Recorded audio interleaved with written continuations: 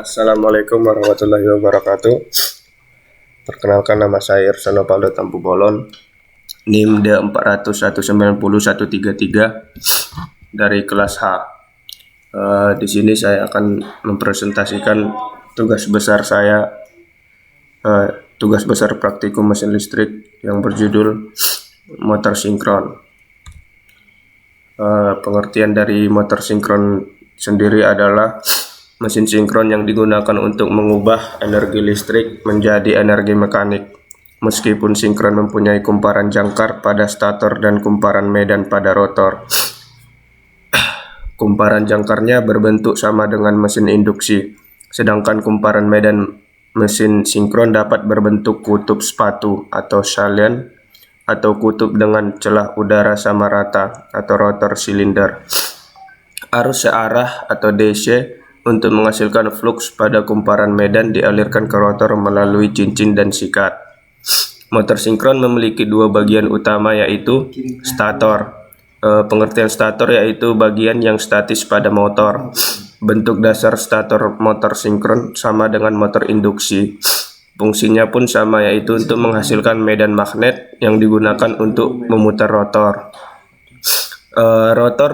Yang kedua ada rotor. Rotor merupakan bagian bergerak dari motor. Terdapat dua jenis rotor mesin sinkron, yaitu salient pole dan non-salient pole.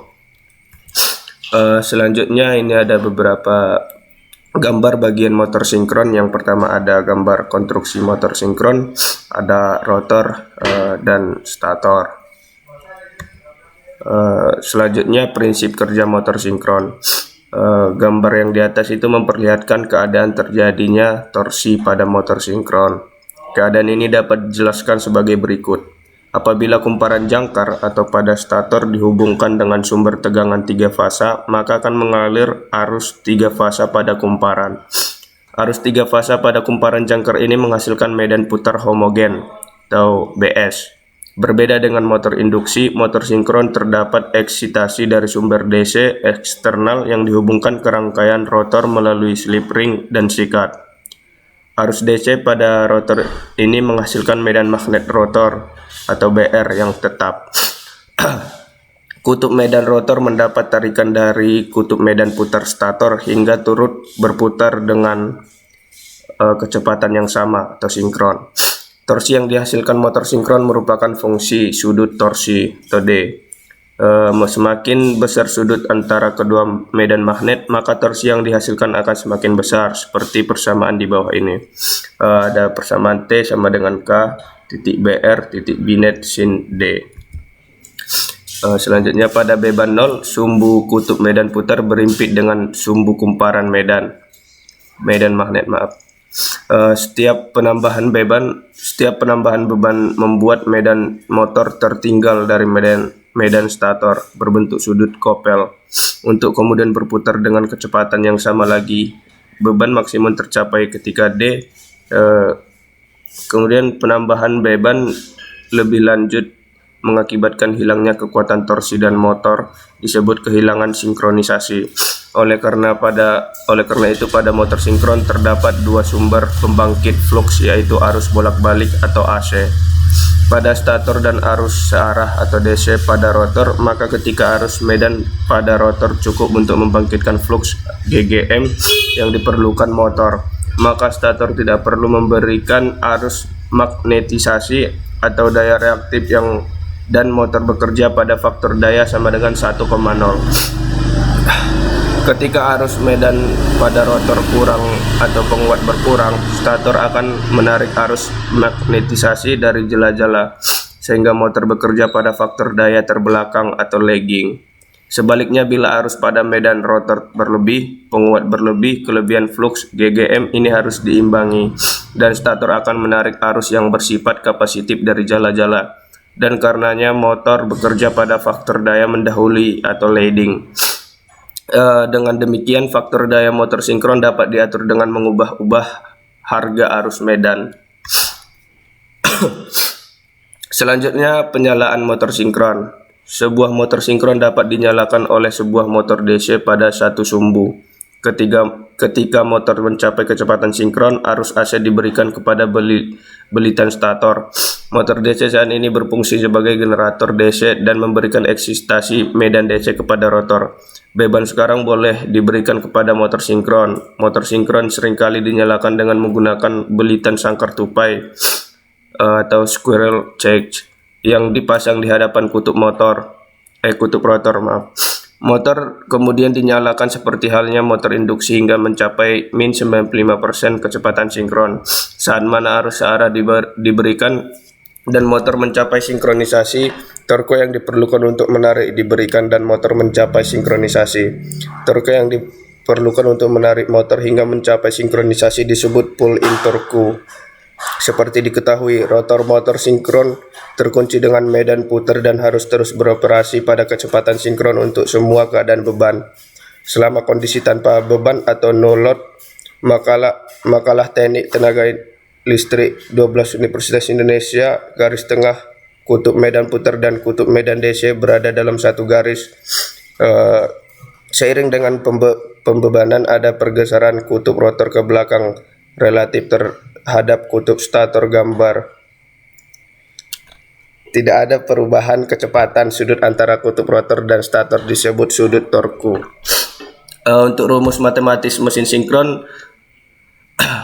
motor ini berputar pada kecepatan sinkron yang diberikan oleh persamaan berikut. NS sama dengan 120 F per P, di mana NS adalah kecepatan serempak dalam RPM, F frekuensi daya AC, P adalah jumlah kutub per lilitan fase.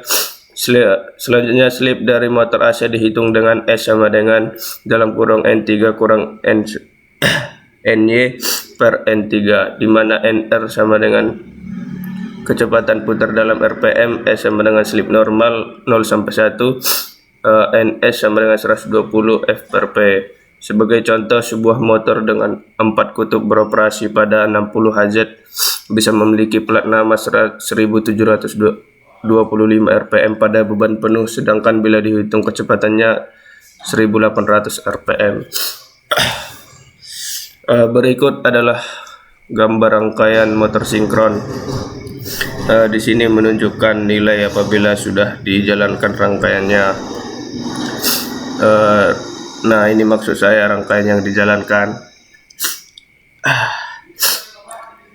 Selanjutnya ada gelombang yang dihasilkan oleh rangkaian, yaitu rotor angle depreciation. Gelombangnya itu agak sedikit kecil dan lurus ya. Selanjutnya ada rotor speed yang gelombangnya berbentuk seperti ini. Selanjutnya ada electrical power, gelombangnya seperti ini. Dan ada torque, gelombangnya agak besar gitu. Terus yang terakhir ada field current dan gelombangnya ya seperti inilah. Mungkin sekian dari presentasi saya mengenai PPT motor sinkron. Mungkin saya akan langsung lanjut ke rangkaian MATLAB.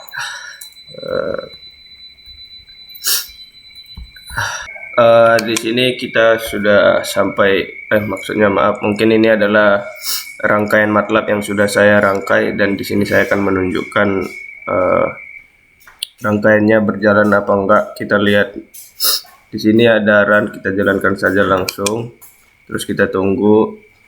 Nah, di sini ada nilai yang terus berubah-ubah sesudah rangkaiannya dijalankan, dan untuk gelombangnya kita bisa klik ini, rotor angle depreciation seperti ini gelombangnya.